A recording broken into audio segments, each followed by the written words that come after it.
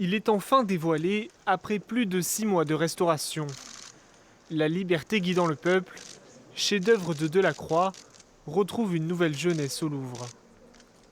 Une femme brandissant le drapeau français au milieu des barricades. Peint en 1830, le tableau est une allégorie de la liberté. Une référence à la Révolution de juillet de la même année, 3 jours de soulèvement qui ont mené à la monarchie de juillet, plus souple que celle mise en place en 1815 après Napoléon. Je pense qu'il me touche d'une part parce il mêle justement le réel et l'allégorie.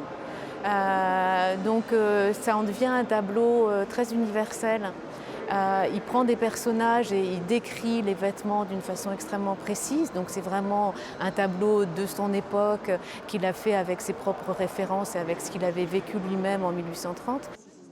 Restauré pour la dernière fois en 1949, le tableau avait jauni et terni.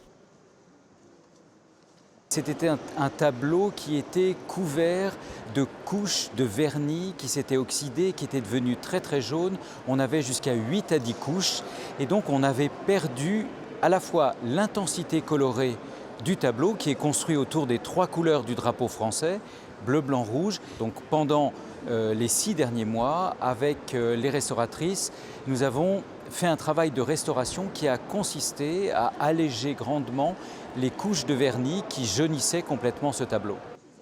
Au fil du temps, le tableau est devenu un symbole de la liberté et de la République française, repris à la Libération, puis sur des timbres ou des billets.